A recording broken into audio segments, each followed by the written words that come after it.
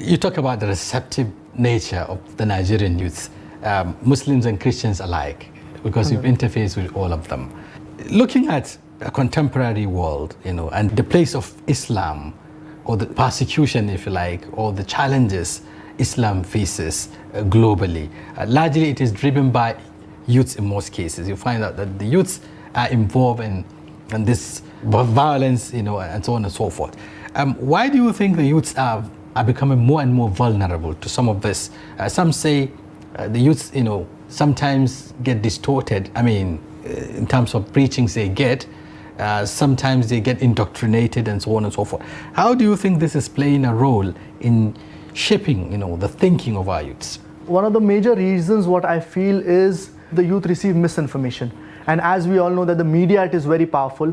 It is misrepresenting Islam, projecting Islam in a negative manner. So certain people, they may pick up certain verses of the glorious Quran and they may understand it out of context. So all those youth who are indoctrinated, they are having misrepresentation or misunderstanding of Islam. For example, if anyone kills any human being, any innocent human being, it is against the teachings of Islam. Allah subhanahu wa ta'ala says in Surah Al-Ma'idah, chapter number 5, verse number 32.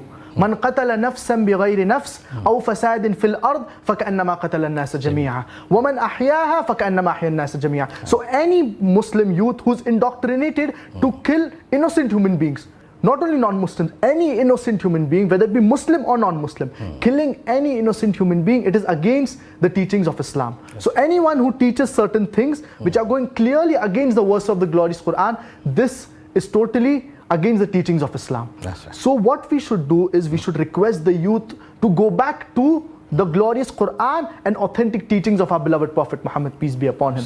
And when you go back to the Quran and the authentic teachings of our beloved Prophet Muhammad, peace be upon him, you will understand that Islam is a peaceful religion. It never tells us to kill innocent human beings. It never tells us to harm innocent human beings. In fact, it tells us to protect the rights of others, to protect the rights of Muslims as well as non-Muslims, and to live in peace and harmony.